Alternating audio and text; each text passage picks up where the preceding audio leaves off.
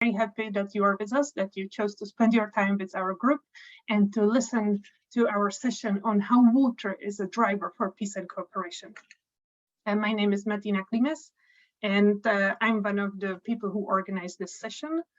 And very important to remember is that this session is part of one larger seminar that has 3 sessions. And our first session is online. And here we will really focus on how water acts as a driver for peace and cooperation. And then we have 2 sessions on site in Stockholm. Both are on Tuesday, August 30.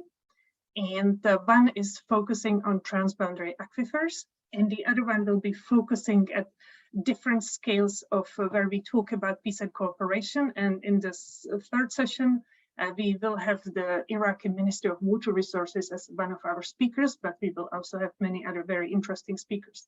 And those of you who are unable to travel to Stockholm, please know that you will be able to follow these sessions in Stockholm online from your home. Important thing, we would love to hear from you. We would love to hear your questions. And for that, please do not use Zoom chat, but please use the chat in Pathable. Share your reflections, share your personal experience with this issue, but also share questions for our speakers. We have 2 special discussions built into this session.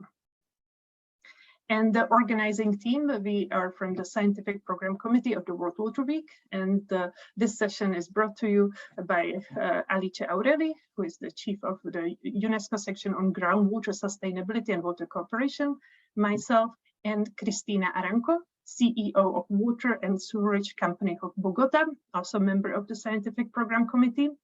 And last but not least, we were very fortunate to work with Faduma Ali, who is a young Scientific Program Committee member who is supporting us with the work, and she's also a member of Water Use Network.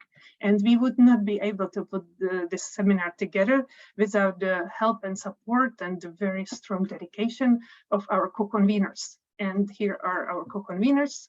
It's the UNESCO Intergovernmental Hydrological Program.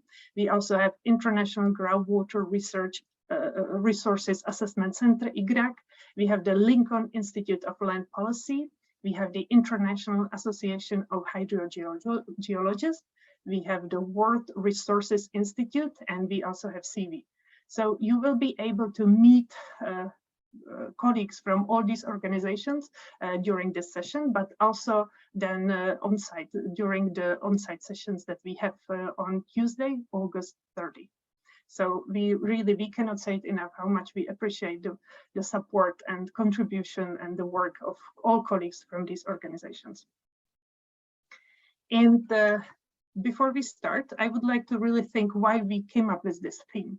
We often have moved beyond the debate that water can contribute to cooperation, and in some areas can actually bring new topics for discussions for countries or stakeholders that are in conflict over other issues. But often the question remains how? How is this done? How can we really see that water contributes to peace and cooperation? And this is the focus of this whole seminar. And we will, for that, we will look at different tools. We will bring you some very specific tools and how this is done. We will also talk about different scales, because often when we think about peace and cooperation, many would think about big transboundary basins like the Nile, Euphrates and Tigris, Jordan, the Mekong. But this is also actually very important what happens on the local level, what happens in different communities. And this is all interconnected. And how these different scales work together is extremely important. And what is also very important is data. And we really need more information. We need more tools, and we also know where we can find these tools. And for that, it's very important to really discuss how can we access this knowledge. And then when we will be discussing the session on transboundary aquifers, we will be able to present you with many different, very specific examples. We see we are living in an era of misinformation, disinformation, when many say that they don't believe in science. And we would really like to prove you with this seminar that water actually plays a very important role in finding ways to bring peace and facilitate cooperation, to bring trust and build relations among different stakeholders at different levels. So without any further ado, before we go to our key speakers, I would actually like to turn to my colleague, Fadouma Ali, who will start us off with a little quiz, where we will be able to test our knowledge of the issues related to this seminar. So Fadouma, over to you. Thank you, Martina. And thank you everyone for joining our session today. In the chat, I will send the link to the Mentimeter quiz, as well as the code, and give you a minute or two to join while I share my screen. It's a quick quiz. We just have 4 questions, 3 multiple choice, and 1 word cloud. So everyone can see my page, my screen.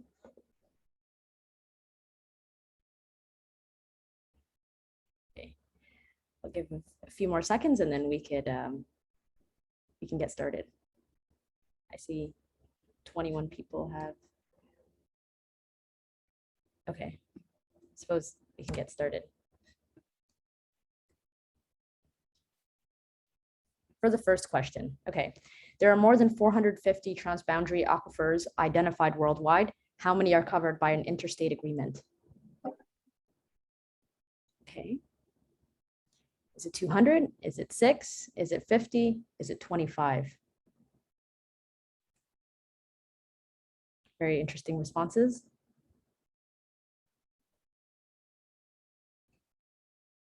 Okay. So 14 people are actually correct. It is 6, according to UNESCO's World Water Assessment Program. And I'll share the websites on the link so everyone has access to that. Okay. Next question. Over blank % of natural disasters are water related, including droughts, floods, and tropical storms. Is it 75%, 80%, 50%, or 90%? Okay.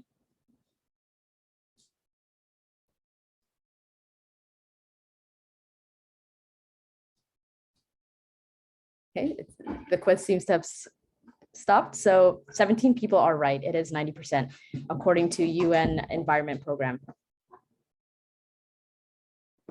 For the third question, what percentage of the world's terrestrial and inland water has protected status? Is it 18.91%? Is it 16.43%, 15.78%, or 17.29%?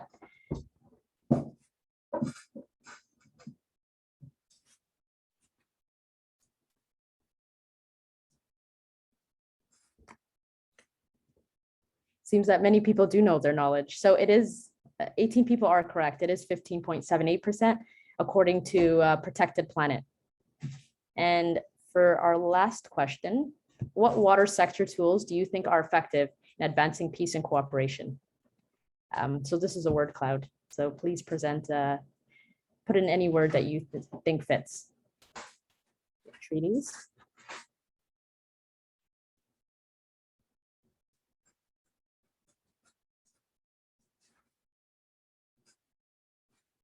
Yeah, transparency, local agreements, data, sharing data, governance, agreements, infrastructures, diplomacy, inclusion, all very important. Stakeholders, partnerships, capacity development, communication, best practices, understanding, accountability, trust, data sharing, all very important. Well, thank you all very much. And this is the end of the Mentimeter quiz. I'll put all the links to the below to the comment section. Thank you very much. Thank you very much, Fadouma. I think this was very interesting. I now see that we have a very knowledgeable audience, and we will really definitely zoom in on some of the issues that you mentioned that really are very important tools for peace and cooperation in the context of water. But without any further ado, I would like to introduce our first speaker, who is Alicia Aureli. Alicia is the chief of the UNESCO section on groundwater sustainability and water cooperation, and she will share with us her insight on the water cooperation accelerators. So Alicia, the virtual floor is yours. Thank you very much, Martina. Thank you all for being with us. Well, let me say that water cuts across all three pillars of the United Nations: peace and security, human rights, and development. The results of the work we are doing in the UN system for the monitoring of the indicators of the SDG 6 show that today's Sustainable Development Goal is off track. As cooperation around water and for water is an essential element to achieve peace, water security, human rights, development, it is necessary to consider how and what accelerators are relevant for water cooperation. At the UN system level, to accelerate actions and mobilize new efforts to achieve the SDG 6, the UN Secretary General has launched in July 2020 the Global Acceleration Framework. The SDG 6 Global Acceleration Framework is driven by 5 accelerators: financing, data information, capacity development, innovation, and governance that include collaboration across boundaries and sectors. Are these accelerators relevant for water cooperation? Well, we can answer yes. Indeed, at least this is one of the objectives. The 5 accelerators are interlinked, and it is expected that they all will contribute to accelerate water cooperation.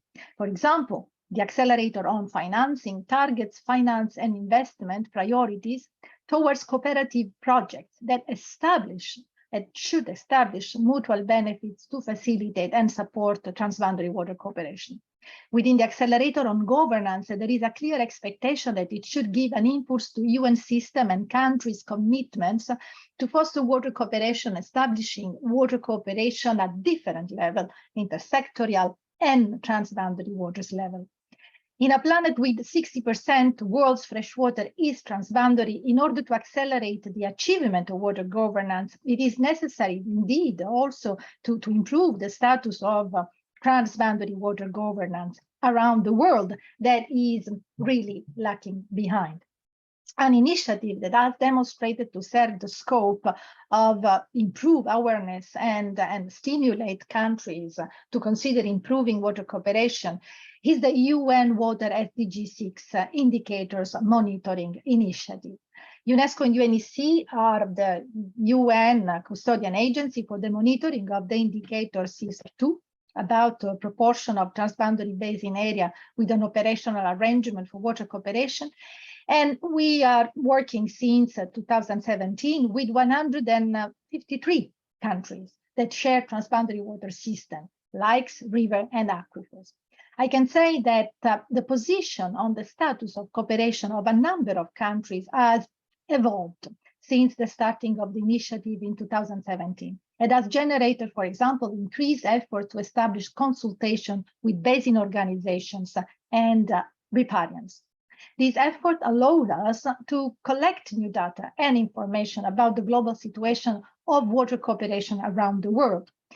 However, news are not so good because the data we collected indicated only 58% of countries' transboundary basin areas have an operational arrangement for water cooperation. Moreover, data and cooperation on transboundary aquifers still presents severe challenges. However, there are also positive signals, and the UN Water SDG 6 initiative is a clear pathway for acceleration. And we can say that the initiative has indeed increased levels of countries' engagement. It has, in some instances, given countries the impetus to negotiate the new cooperative arrangements. An example is the commitment taken by Senegal, Gambia, Mauritania, and Guinea-Bissau to cooperate to better assess the Senegal-Mauritanian shared aquifer basin, on which 80% of their population depend. It is projected that the concerted management of the aquifer will contribute to reinforce peace among the population of the 4 countries. We can state that the UN Water Monitoring Initiative has offered a precedent opportunity to raise awareness and start to address data gaps, and water cooperation will also identify further priorities for national capacity development. Well, a key milestone to take commitment to accelerate water cooperation and peace is in front of us. The 22nd of March 2023, the UN Water Day It will be organized the second United Nations Intergovernmental Conference on Water and Sanitation, the second one since 1977. Governments and water community will meet at the UN in New York for 3 days to take commitment on water. There is a good signal. Water cooperation is one of the 5 topics that the 2 co-host countries, Netherlands and Tajikistan, of the conference have put in the conference, have proposed with other 4 topics for conducting the interactive dialogues that will take place at the conference. Each dialogue will then be structured along the lines of the 5 accelerators that I just presented of the SDG 6 Global Acceleration Framework, aiming at what? At yielding action-oriented commitments to fill what will be the new water action agenda. So definitely we should mobilize to call to governments to take commitments on water cooperation at the next UN Intergovernmental Conference. And I'm sure this seminar is already contributing to it. Thanks. Thank you very much, Alicia, and thank you also about reminding us about the importance of the upcoming conference. I think we will hear a lot about the 2023 UN Water Conference throughout the whole World Water Week, not only in online sessions, but also in Stockholm. So we are very much looking forward to these discussions. And if you would like to hear more, we are looking forward to seeing you in our sessions on next Tuesday, either online or in person in Stockholm. Please stop by and say hello. And now, our second speaker is Patricia Pat Waters, who is the founding director of the International Water Law Academy, affiliated to Wuhan University. And often when we talk about water cooperation, many people refer to international water law. And then many would think that there are lots of solutions that can be found in international water law. But I think we would like to understand better how international water law can help us find better opportunities for supporting peace and stability and cooperation. So Pat, the virtual floor is yours. Very happy to have you with us. Thank you so much. Thank you so much. I'd like to thank, greetings from Scotland. I'm sorry I couldn't be in Stockholm this year, but I've been there many, many times and really enjoyed it. And I'm delighted to be invited to speak here today. I'd like to give an extra shout out to Martina Klimas and congratulate her on her mission, her continuing mission to help with water and peace. So well done, and thank you for helping to organize everything today. So if we could have my slides up, who's never doing my slides? I've just got a few quick ones. So I'm from the International Water Law Academy, founding director, but I was the founding director also of the UNESCO Center in Dundee. If we can go to the next slide, please. When I wanted to, I looked at the questions that Martina and the group posed, and I thought we'd look at international water law through the lens of each of the 3 questions. So the first question was really, water and peace, how are we doing through the lens of international water law? And I've recently had a chance to look backwards at, the history of international water law, and we have there's a lot of codification. Codification means writing down the rules. And I think the last 50 years, especially from in the 70s to the 80s, we had a lot of rules of international law captured now in 2 global instruments, 2 global UN instruments, one of which is the UN Watercourses Convention, which this year will have its 25th anniversary. And we also have the UNEC, the Economic Commission of Europe's Convention on Transboundary Waters and Lakes, which now has 30 years. But what we need to do, what most people don't do, is look at the context where, it's not really international water law, it's really international law that applies to water. And so how did international water law evolve? Well, it started with the international Law of Nations, really, the UN Charter post-World War. So there was this global effort really to come together and look at peaceful means of resolving disputes. And part of that was really how we managed our transboundary waters. So there was a great push, especially in the 70s, to look at global initiatives, especially say on the environment. You go back to Stockholm and Rio, and we had these 2 global UN Watercourses Conventions. But now what I'm seeing, how are we doing? Now I'm seeing changes. I'm very happy with the codification efforts, but I'm wondering now whether we are moving into sort of regional practice. So how are we doing? we have a global framework, but we have, as Alicia said, we only have 58% of states are covered with international agreements. However, I think that the codification efforts remain strong and help to influence how we move forward with peace and development in water. So, second question, water law as a driver for peace. Well, the short answer is yes. The real answer is yes, but because we have so many challenges going on now, and I see a lot of tensions and a lot of opportunity for conflict, and I'm wondering how we're going to address those. So I'll give you some of my ideas in the next slide. Fortunately, we have international law as a baseline, which means that nation states should resolve any disputes peacefully. We see how that is done in international water law through treaties, through dispute settlement mechanisms. We've seen cases go to court and arbitrations, but we've also seen unilateral action. So while we have a baseline, there are challenges. And what I'm very interested in and looking at, and probably you've seen, especially the young people, the last 3 or 4 years have teased out some real national approaches to international water law. So I've studied and I've looked at how authoritarian national states approach national approaches to international law, and this also influences their approaches to international water law. So I'm looking at challenges there that I think we need to be aware of and take forward. So water law is a driver for peace, yes, but we have, especially with the cascading challenges facing us these days, we have challenges. So the third question was unseen water in water law. And I know Gabriel, and hi Gabriel, nice to see you again. He'll be covering this more completely than me, but I wanted to give a little bit of insight. It's complicated, unseen water. However, I believe the overarching rule of equity, which is founded really in the law of nations and in international water law, equity provides the bridge for taking care of water that is not already allocated, and equity supported by I think the under-addressed rule of due diligence, the due diligence rule that nation states have to take all reasonable measures to develop their waters in ways that do not cause significant harm. So I'm really it's not a no significant harm rule, guys. It's a due diligence. It's an action-based. And you'll see on my next slide that I hope people will be looking at that a bit more closely.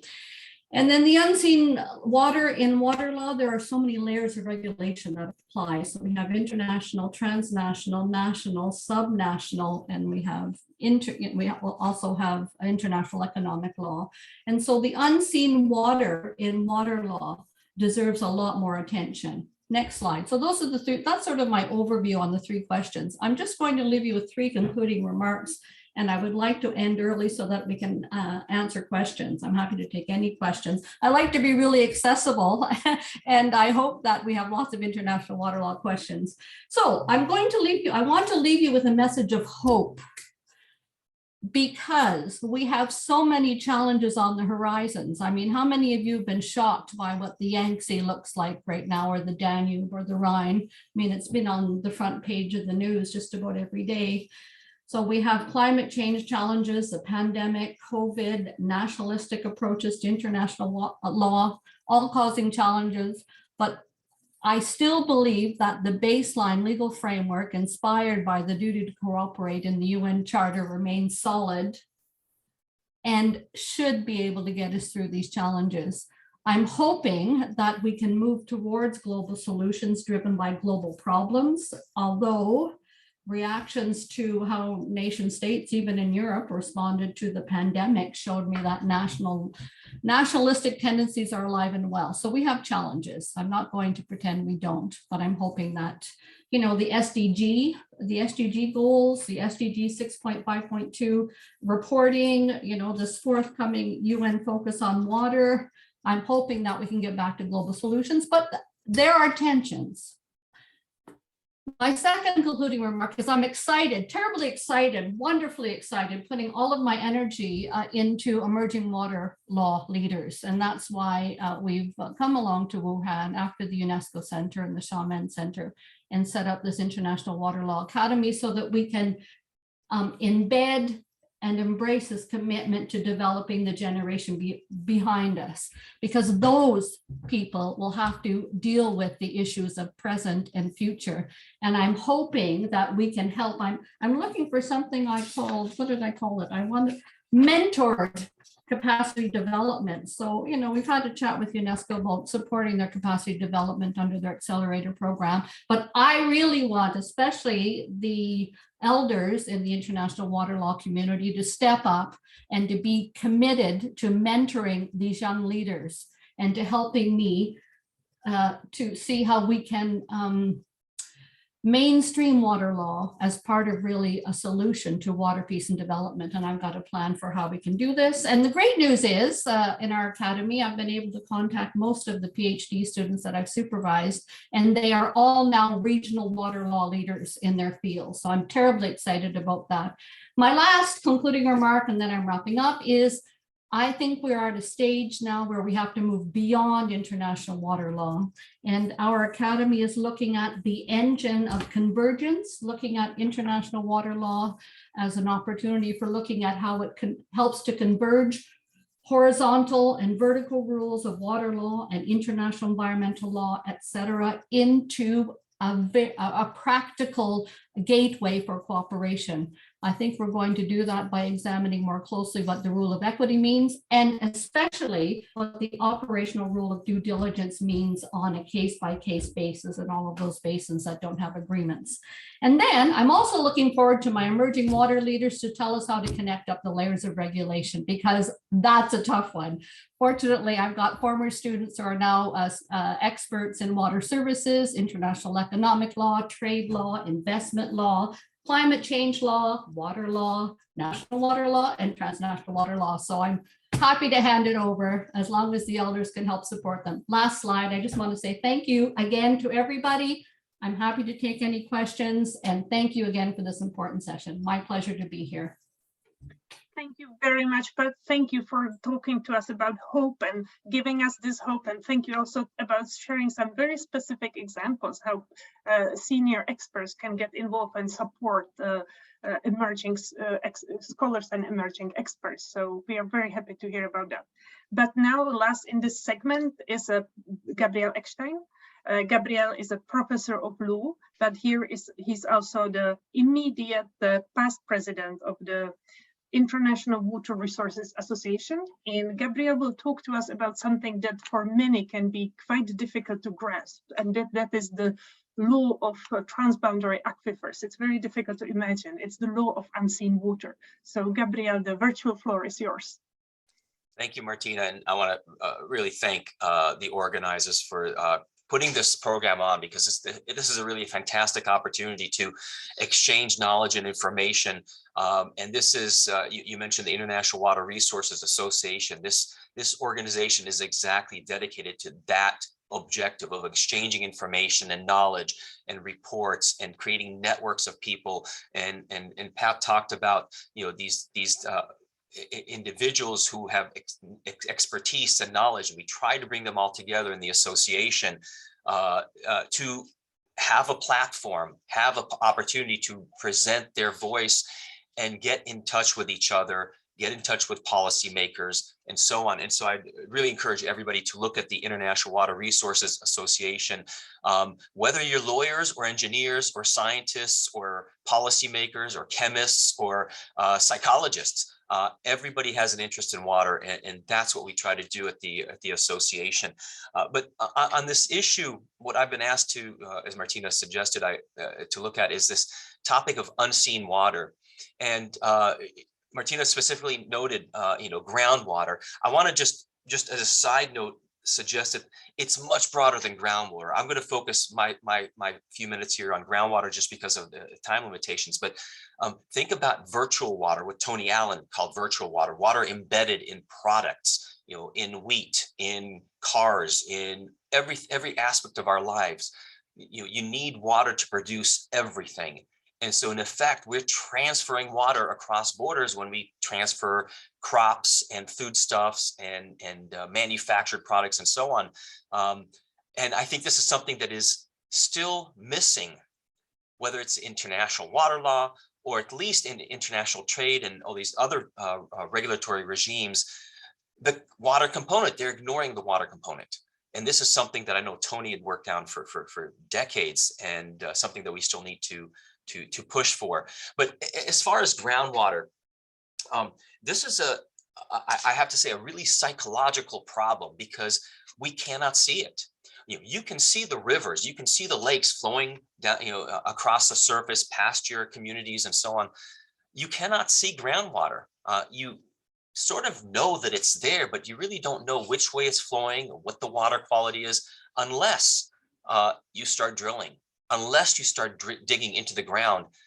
And then often it's not enough to have one well or one borehole. You need multiple boreholes to create some kind of picture, what they call a conceptual model, to get a sense of what exactly is going on under the surface. In the case law, if you look at the cases, certainly in the 1800s, but even in the 1900s, they considered groundwater mysterious, unknowing, and in some cases even called groundwater the occult, just because it was just so strange and mysterious in terms of it came out of the ground, or you dig a hole and there was groundwater. Now that we have decades of information and we have hydrogeology research done into groundwater, we have a bit of a better sense of what's going on. We know groundwater is used for over 40% of global irrigation on almost 40% of our irrigated lands around the world. We also know that groundwater provides fresh water for basic needs for about somewhere between 40 to 50% of the global population. So this is a tremendous dependence that we have on groundwater resources, on something that we can't see. And it's something that we know it's challenging to research and to learn about, but because of that dependency and because of the challenges in learning about groundwater, it actually creates opportunities. It creates opportunities for collaboration. Individual countries, individual communities often cannot take on that research by themselves. But because they're so dependent on the groundwater, they know they have to do the research. And so they engage with their neighbors. They cooperate with their neighbors because they realize that they're both dependent on these cross-border subsurface resources. And I don't mean this just in the international sense. This is in terms of counties and provinces and states, states with a small s, even municipalities that are next to each other very often share a common aquifer. And so you have these political boundaries that we drew with straight lines on a map, but these communities are finding reasons to engage with their neighbors.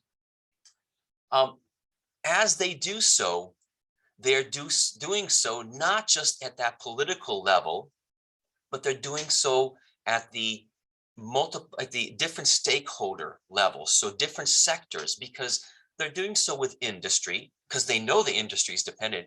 Agriculture, as I said, so much of agriculture is dependent on groundwater. They have to be at the table because they are interested in ensuring that they have a sustained groundwater supply. They're doing it with communities because people want that groundwater to be there for their domestic needs.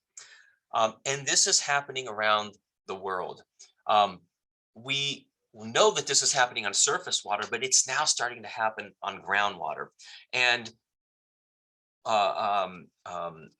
Fatima, I think, mentioned earlier that UNESCO recognizes 6 formal agreements around the world for transboundary aquifers. I've been doing research over this for decades, and my count now is 7 transboundary aquifers that have a formal agreement at that official level of government to government level.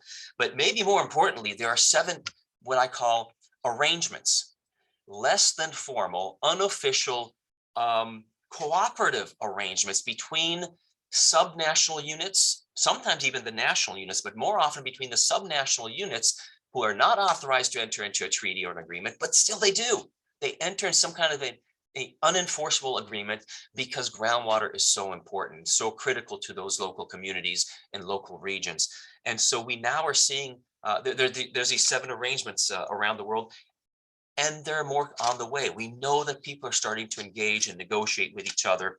One point I want to emphasize here, for the most part, they are not focusing on what we call substantive rights. They are not allocating the water. They are yet not talking about who owns or who has a right to, or how much they can get, but rather they are talking about process, data sharing, communications, engaging with each other, and cooperating, collaborating on developing new information and research. So 7 agreements, 7 arrangements, not many. We have over 450 transboundary aquifers that we've identified globally so far. So we know we have a lot more that we need to work on. But as we become more aware of how dependent we are on groundwater, and specifically on groundwater that crosses these political boundaries at all levels of civil society, but also across social and cultural and economic lines, this is laying the foundation for collaboration and cooperation across communities and across sectors, the different sectors of society. So with this, I'll relinquish the virtual floor, and I'd be happy to take any questions when that is available. Thank you very much, Gabriel. Thank you for your contribution. Similar to Pat and Alicia, you really gave us a hope. So this is something I'm taking away from this, from the Ignite speeches so far, that really there is a hope. There is something positive. It's not all doom, and it's not all, as somebody may seem, that it's all very difficult. No, there is a hope. And with that, I would like to now introduce one of our colleagues from this session, Faith Sternli, who is the Associate Director for Practice and Partnerships at the Lincoln Institute of Land Policy. And Faith, she will now moderate discussion with our speakers. And for that, I would like to remind everyone, please do send us questions or reflections. Maybe you also have something you would like to share. Maybe you know a specific tool of water that leads to peace, prosperity, stability, and cooperation. Please do share that in our Pathable chat. Do not share that here on Zoom, but please send it to us via Pathable. And now it's my great pleasure to hand over to Faith, who will now moderate the discussion, and she will later introduce our 3 remaining speakers. So Faith, over to you. Thank you so much, Martina.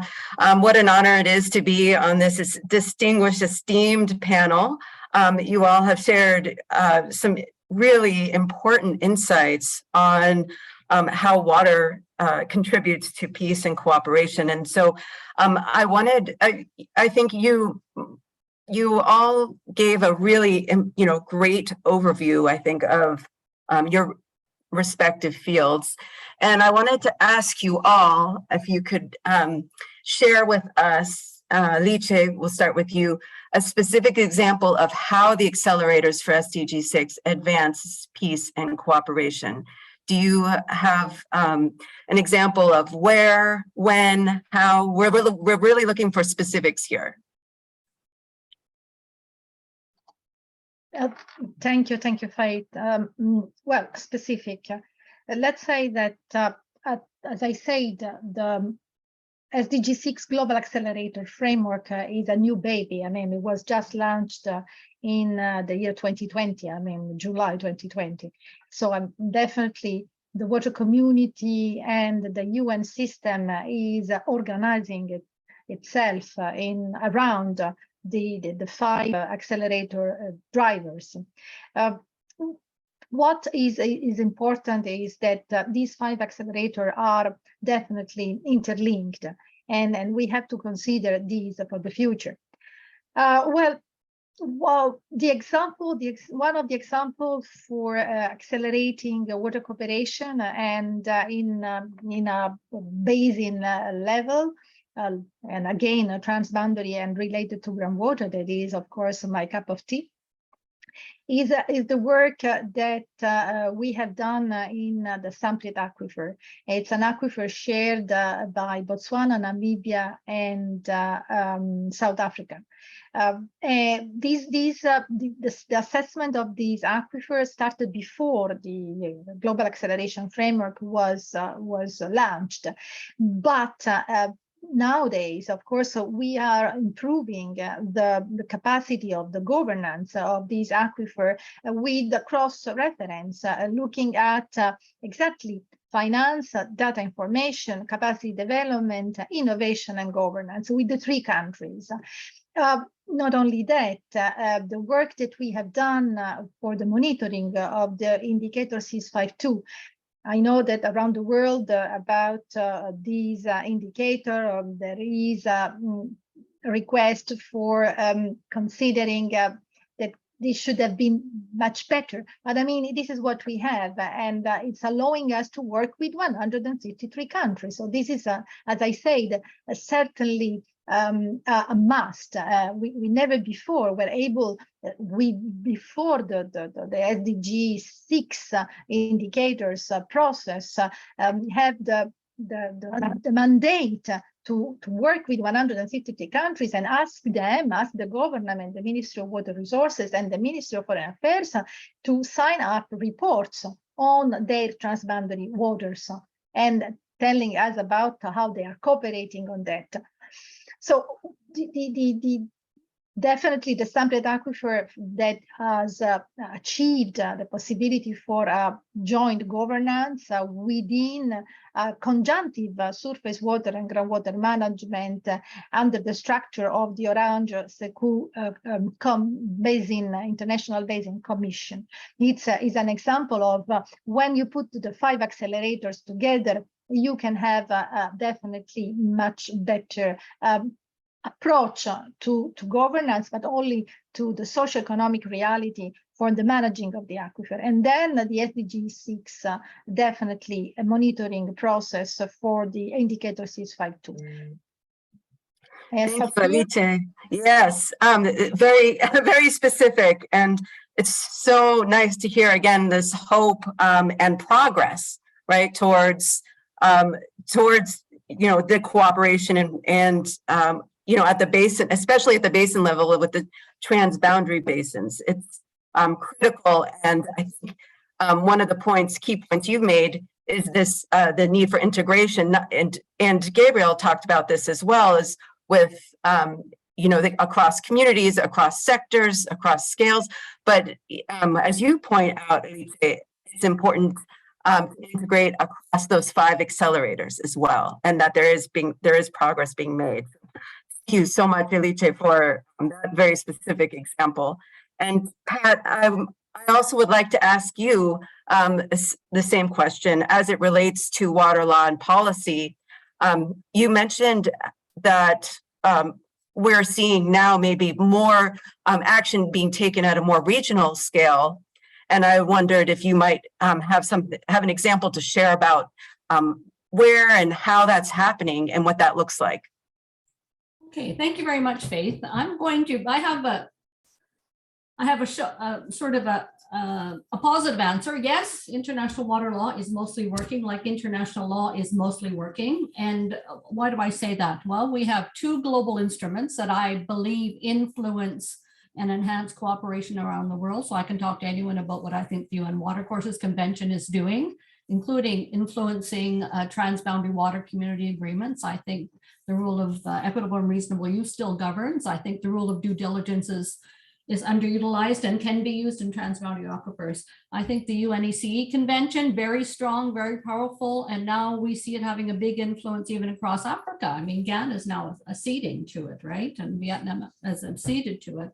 But let's take a tour around the world and see what's happening in international water law. So we don't have any wars over water.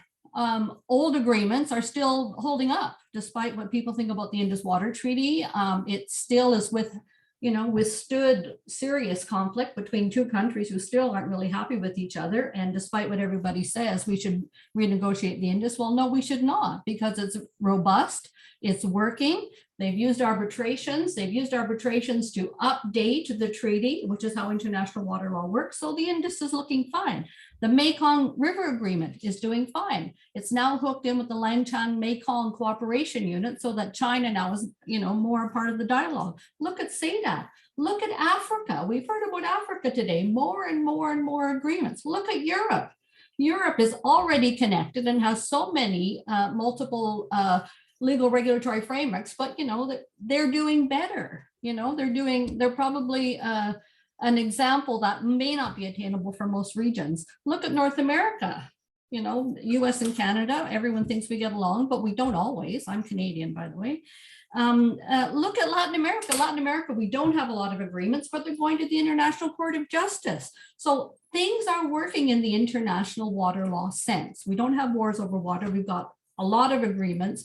We have people-to-people connections, communities that are reacting to water law challenges. We have the SDG 6.5.2, which one of my former students, Alicia Aureli, is helping to provide oversight for. But have you not seen the Rhine? You can walk across the Rhine now. There's rocks. Have you seen the Danube? Have you seen what's looking on the Yangtze? So we have got such hard tensions coming up. So there is going to be a problem with international water law in peace. How are we going to do it? And then transnational water law. And are we going to keep building dams or decommissioning dams? And what do we do with them? So you know what?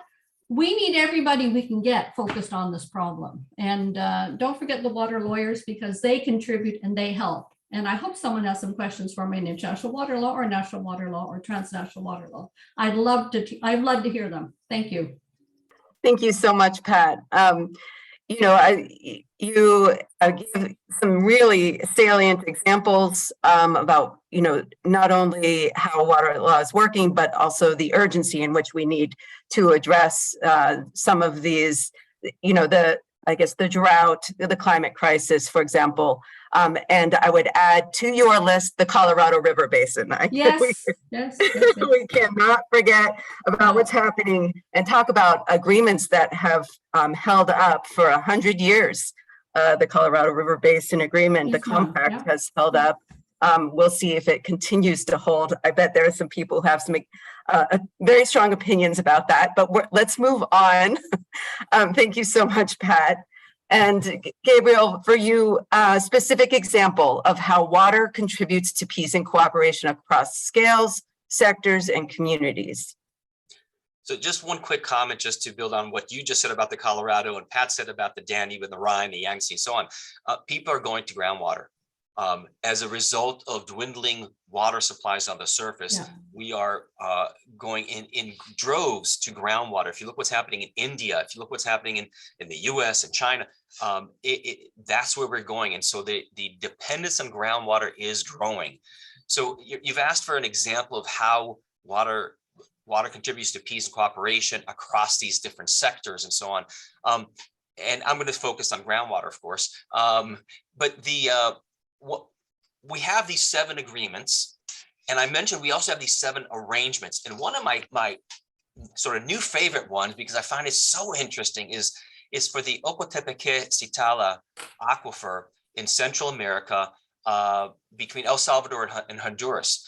And it is, they have a statement of intent. It's not a treaty. It's not a formal agreement. It's not even entered into by the governments officially. The governments are involved, but it's really a grassroots effort. And they have municipalities, they have local water authorities, they have ministries, they have the private sector, all that have signed the statement of intent. So when you talk about cross-sector and cross communities and all the different scales, this is a really fascinating example where these communities, these stakeholders, these people, these agencies came together and said, we have an aquifer here. We need to know more about it. We need to make sure we can manage it sustainably for our purposes, for our children's and children's purposes into the future, for the environment.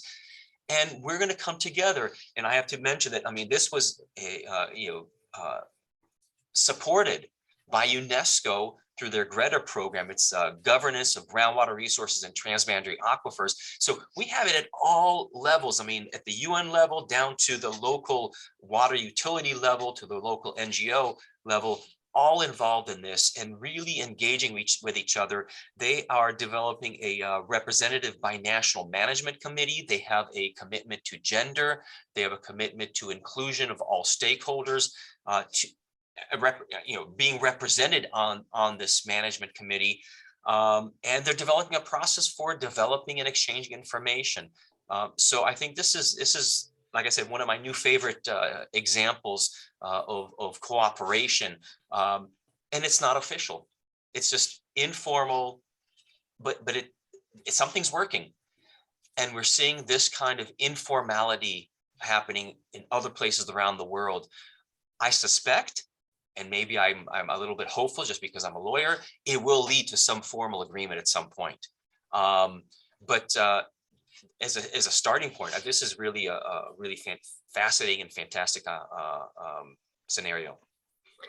Thank you, Gabriel. That is, I love the juxtaposition between you and Pat, for example, and Alicia as well, where Pat and Alicia, you're talking about, from the top down, and Gabriel, you're talking about, grassroots. That's what stuck out to me and the example that you just provided. And what it proves is there's no silver bullet, right? That we're going to need all approaches, all hands on deck to solve some of these, the uncertainty and the crises that we're facing. So thank you, all three of you, so much for sharing your expertise, your thoughts and insights on peace and cooperation. We're going to move on now. I'm going to introduce Dr. Luke Cole. He's the Associate Director of the Santa Cruz River Program at Sonoran Institute. Luke manages the ongoing projects on the Santa Cruz, working to restore and enhance this living transboundary river in the heart of Sonoran, Mexico, and southern Arizona of the U.S. So this is a transboundary river that crosses U.S. and Mexico. In his presentation, Luke will address the question, how can river restoration advance transboundary cooperation? Luke, thank you so much for joining us. It's my pleasure to be here. Thank you. I just want to do a quick check to see, is my screen sharing correctly? Yeah. Yes, Okay, great. you are good. All right. So again, thank you very much for the opportunity to be here with you all today. I'm coming to you from Tucson, Arizona. We're in the American Southwest. This river, the Santa Cruz River, is a hydrologic tributary to the Colorado River, though practically there's really no connection. It's very rare that we ever have any hydrologic connection, even including groundwater. The Santa Cruz River is a very rare body of water. It is the only river that crosses the US-Mexico border twice. And my charge and my vision is to make the Santa Cruz River a living, flowing river that's the foundation of community health and prosperity. This river has allowed for 4,000 years of continual agriculture, the oldest agricultural base in North America, and over 12,000 years of human habitation. So this is a very old river that has a major impact on the culture and the ecology of the southern Arizona and northern Mexican ecosystem. So here is a quick snap of the Santa Cruz River watershed. There are 3 flowing portions of the river. The river, as I mentioned, flows from south to north, which is a rarity here. That's because of the elevation table tilts downward. You lose elevation as you move northward into the US. This river, in all components where there are perennial flows, it is because of highly treated wastewater effluent. All of these wastewater treatment facilities that I'll show you were upgraded around 2010 and have created water quality improvements such that we're seeing the return of very pollution sensitive native fish species and invertebrate species. Here at the southern border, the majority of the water that is treated by a US federal wastewater treatment facility comes through infrastructure that captures water in Nogales, Sonora, Nogales, Mexico. So because there is infrastructure that moves this resource of sewage and stormwater there are binational treaties that stipulate how much water can come across the border. So we're already talking about some binational agreements that affect the ecology that Sonoran Institute and our partners report on. Secondly, that stretch here creates about 14 to 16 miles of flow. Separately, up here by the city of Tucson, where I am, there's a small and new stretch of the Santa Cruz River that flows. And then north of that, fed by 2 wastewater treatment plants that treat the water from the city of Tucson, with a population of about 1 million, is this stretch of the Santa Cruz River. That's stretch number 3. As I noted, all 3 of these stretches are sourced from wastewater, treated wastewater that is released through infrastructure that creates the flowing natural stretches of the river that are highly managed. Now, where Sonoran Institute comes into this is that we are tasked with doing reporting to the community on what their taxpayer monies and votes have created. Stretches 2 and 3 were created by a voter initiative that allowed money to go to increase the wastewater treatment facility capacity and quality to create the better quality water that is in the river right now. We initiated this process here in number 1. That's the stretch closest to the border. These are what we call our living river reports. So we put these reports out. They're short. They're about 10 to 12 pages long, and they are intended to inform educators, the layperson, and policymakers about the conditions, the uses, and the policies around the Santa Cruz River. We first started doing these reports closer to the border. Those are the reports that you see here. And we eventually moved northward or downstream to Tucson, where we now provide these living river reports to over 11,000 households. They get mailed these living river reports. They're really important in our community because this is a river that for a very long time was considered a dead river. What we're trying to do is to bring people back to the river through these reports and through the associated outreach that will break down some of the generational neglect and generational lack of awareness about this water body, so that we can celebrate all that the river brings with it. We're also becoming more and more equitable and inclusive. We're creating all of our living river reports now in both English and Spanish, as about 25% of our population here is native Spanish speaking. And what these reports do, they are very straightforward. They include artwork from kids in the community. They include calls to action to come to the river, to clean up the river, to bring your friends to the river. And they highlight municipal improvements and very basic water quality standard information that let people know, here's what happened after, and here are all the improvements that came after you voted and you put your money and your taxpayer votes to improving water quality in the system. So this is a really well-respected tool, something I'm very proud of, and that seems to bring our community a lot of benefit that is a positive feedback toward continued river improvements. So with that, I would encourage you to check out the Sonoran Institute's website. We have a lot of information. This is just one of our 3 programs. We also work in the delta of the Colorado River doing active river restoration. And we have another program that we do in partnership with the Lincoln Institute called Growing Water Smart, where we work with municipalities to help them solve their issues around water and development.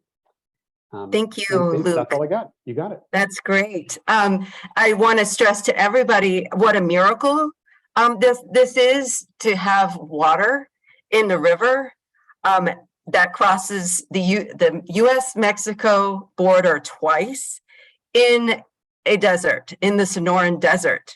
So, I mean, this is remarkable what Luke has done. So Luke and others, of course, it's a huge partnership with the communities on the ground. Thank you so much, Luke, for presenting on this. I want to now introduce Dr. Yamika Yasuna.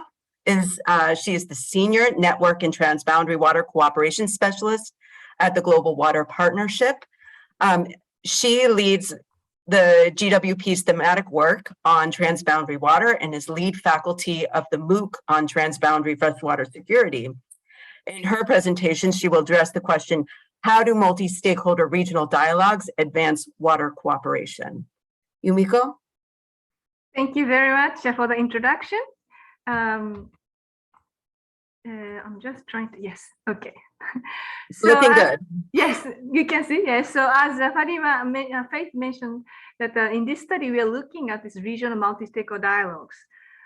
Why are we looking at that as a mechanism for advancing transboundary water cooperation? When we talk about the transboundary water cooperation, and if you start directly from the basin level, sometimes discussion could get very contentious and you couldn't perhaps move from a certain upstream and downstream contentions that already exist within the basin.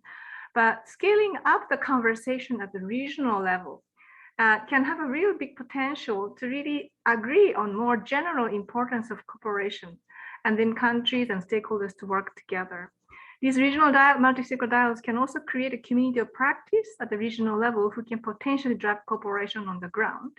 But there isn't really a study specifically focusing on how regional multi-stakeholder dialogues contributes in advancing transboundary water cooperation. So we tried to precisely fill this gap in this study that we've done. And then we have two key questions. To what extent do multi-stakeholder regional dialogues contribute in advancing transboundary water cooperation? And then to reflect upon the key enabling factors for such dialogues. We've looked at three cases of regional dialogues: Southern and Eastern Europe and Southern Africa dialogues. The GWP was primarily engaged there. And for South Asia, it was mainly the World Bank who facilitated that dialogue. Just briefly going through some of the key results and findings from these studies we've done. The regional multi-stakeholder dialogues in Southern and Eastern Europe, which actually took place since 2005, and it's been ongoing for the past 15 years. They've conducted a series of regional roundtables along with thematic studies, capacity building, and workshops, the different mechanisms.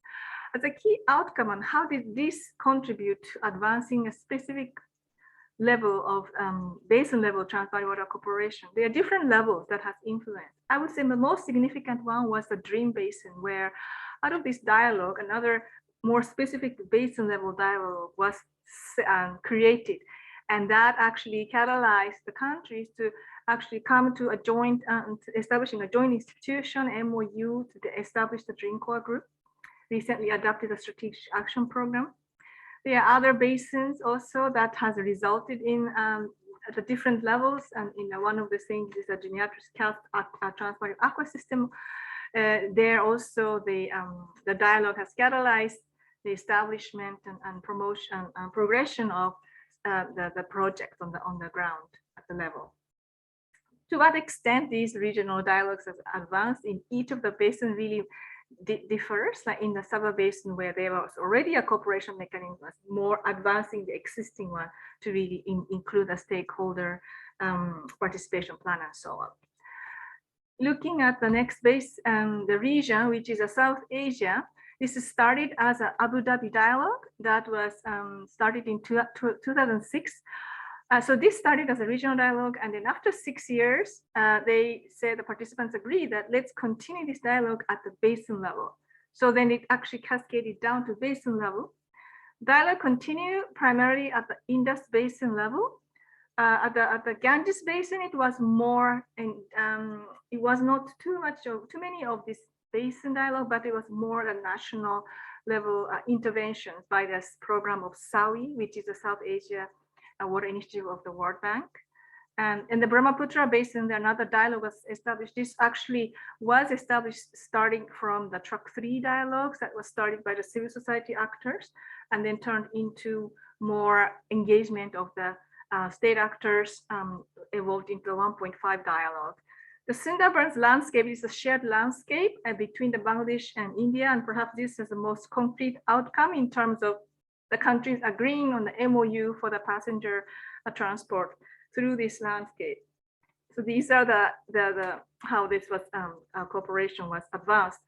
And then the third case we looked at on Southern Africa, Here, many of you may know that the SADC, the Southern Africa Development Community, they already have the regional protocol on the shared waters. So the cooperation was already advanced at the regional level. What the dialogue has done was to really catalyze the discussion, particularly on the water, energy, food nexus, and led to the adoption of this SADC nexus policy framework, which was then adapted at the different basin. At the Sava River, Zambezi River, Limpopo River, for instance, they developed a nexus strategy or the plans, which is very important in terms of really catalyzing the cooperation and between the different sectors, the transboundary water cooperation. Yumiko, yes. 1 more minute. Thank you.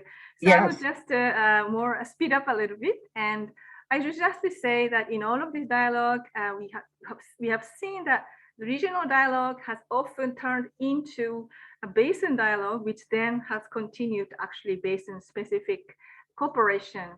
And the creation of that, through this process, the community of practice was created, which is very important catalyzer. Now, a very important factor here, that what are the key enabling factors? We have found 4 key enabling factors to catalyze this dialogue. First is the convening actors, and also the role of facilitators. It has to have some kind of neutrality, but also in terms of convening actor, there should be some a trusted regional partner, really to balance the power and inclusion. The second enabling factor is a regional political economic context that allows this dialogue to happen. And the third is the design and structure of the dialogue, often fostering the social learning across scale, and then to have a sustainable financing. We are currently trying to finalize this publication, and we hope to publish this by the end of this year. Please stay tuned. If we actually established this Transboundary Water Knowledge Exchange Hub on the GWP Toolbox.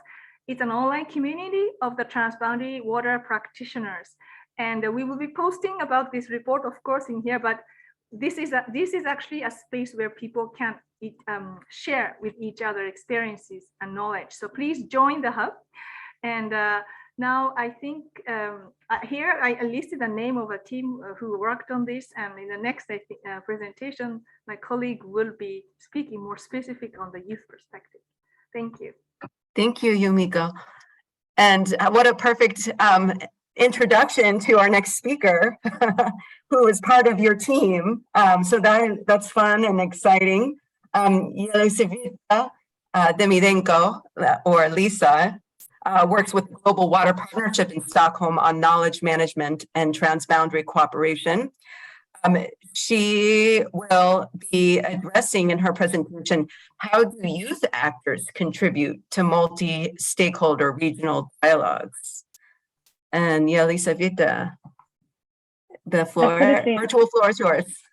Hi, everyone. I'm sorry if my voice breaks down at some point. I'm having some internet issues, but let's hope it all works out. I'm delighted to be here, and thank you so much for the previous speakers for showing us so many different ways how water connects as a driver for peace and cooperation.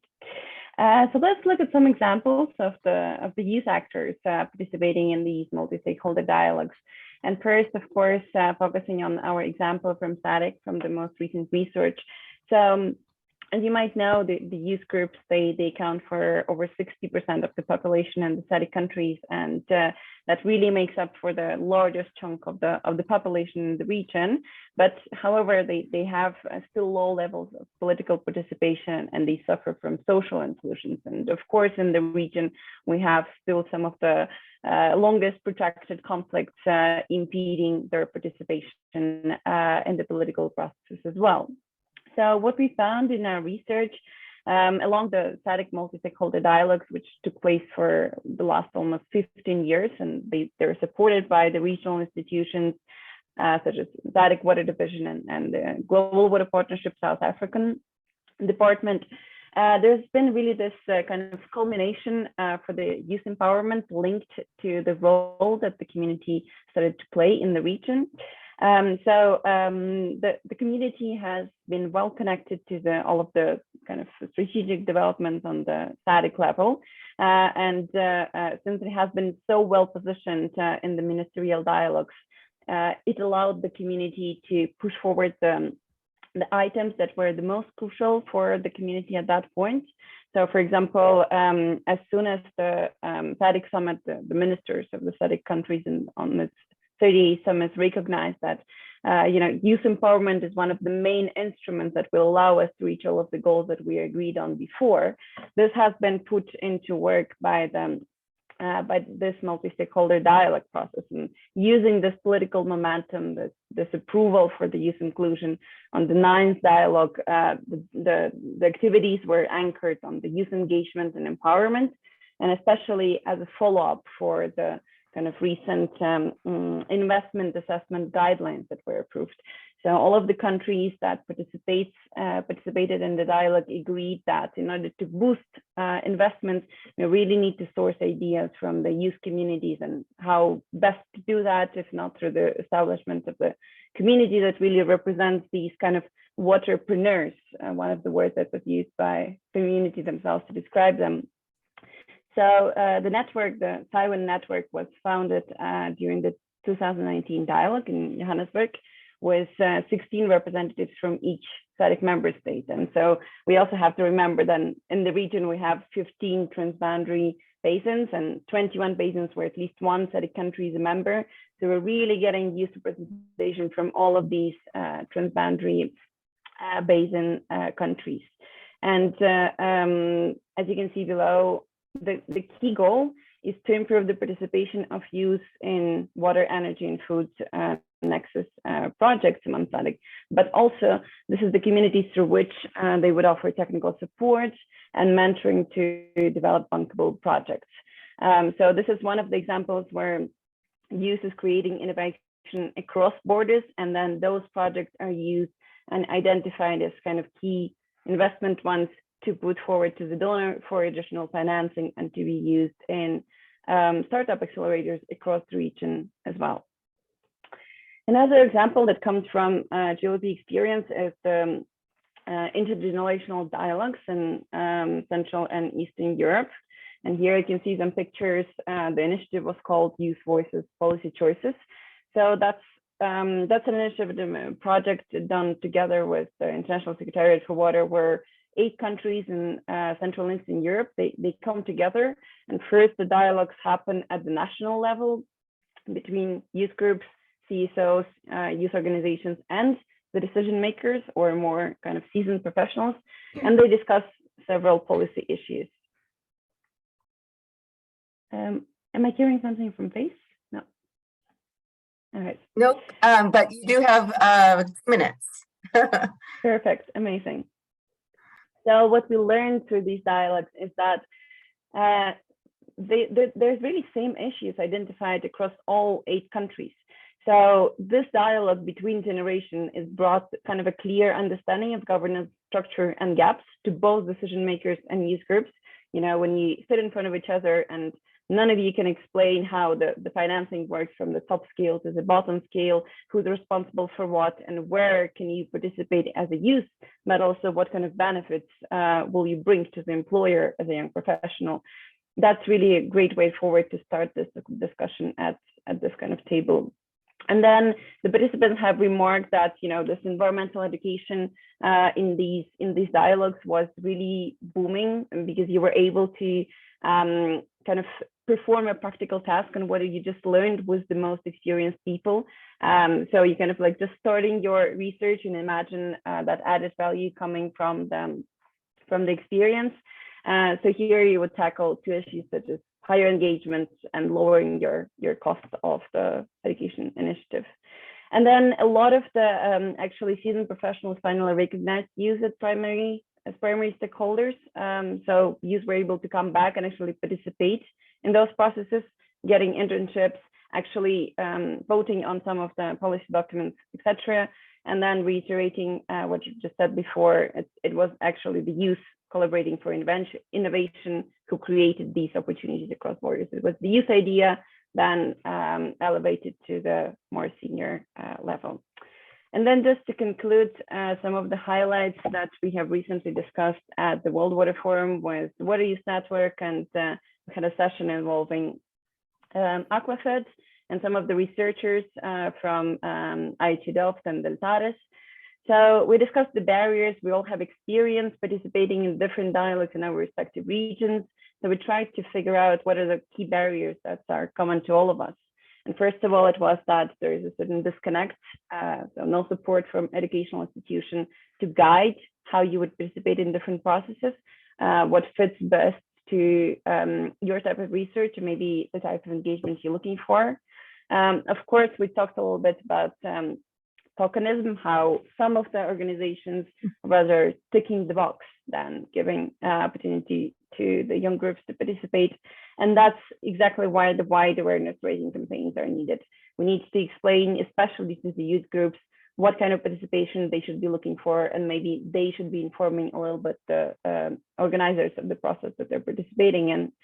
And then finally, this outcome was common to the outcomes of the previous dialogues that I mentioned. It's the clear understanding from decision makers. Why do you need use? Why do you need to involve the youth, and what are the benefits that you're getting from the young people? And then finally, it's the funding issue, of course. And so lack of continuous research funding in the water sector and brain drain, people are leaving from the water sector to maybe more lucrative areas is something that we would need to address to make sure that we get all of the benefits that were mentioned before.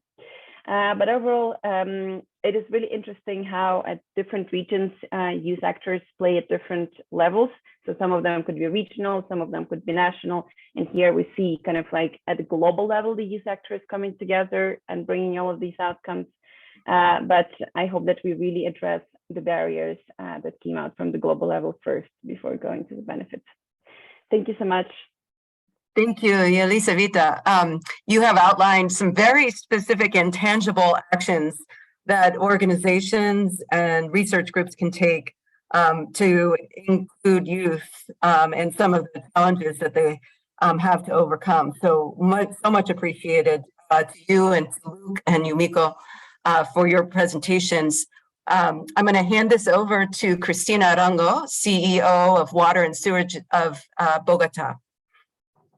Hi, everyone. So it's an honor to be here with you this morning in Latin America.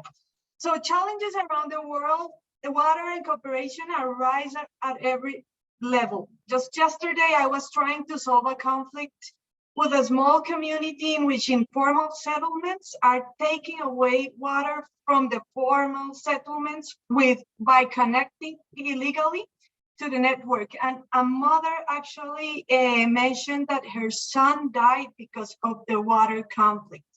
So challenges are real, and we need different types of tools to solve these problems, as we have seen around the seminar. So that being said, I would like to ask Luke, we have a question from the audience that is, Luke, in a climate crisis context, how can stakeholder engagement help to address water-related climate challenges and impacts? Do you have some examples? I think I do. We spoke earlier about the various drought agreements around the Colorado River shortages. Those shortages are affecting this portion of Arizona and northern Mexico. So using the reports and using stakeholder engagement, we are supporting many initiatives that are happening down here in southern Arizona around water conservation and sort of in the concept of long-term water shortages. So it doesn't exactly solve the problem, and there's no way that it could, but what it does is it gives people better context and better information about where their water, I have a whole hour I could talk about where our water comes from, but where our water comes from, where it's going, and what the local impact could be, because this is a very boom and bust system. So we're trying to build in resiliency in that way. I hope that answered the question, Juana. Thank you very much, Luke. And that being said, I will hand over to Martina, as time is, I think, over for us. Thank you very much, Christina, and thank you really everyone for excellent contribution. Before we wrap up, I would like to say one important thing. It's actually Luke, Yumiko, and Yelizaveta. They submitted abstracts to present in this seminar. So I think it's important to remind everyone that there is actually a way how an individual can apply to speak at the World Water Week, and that is through submitting abstracts. So watch our social media, SIWI social media. We will be announcing a new call for abstract shortly after this World Water Week. So I think this is important to keep in mind, and congratulations to all speakers, and particularly Yumiko, Yelizaveta, and Luke, who were successful in having their abstract selected. And I would like to thank you all for staying with us. And this was, I hope to see you either online or on site in Stockholm on Tuesday, August 30th. We are very much looking forward to you. We have much more interesting discussions. So I hope you have a nice day, evening, wherever you are. And thank you for being with us.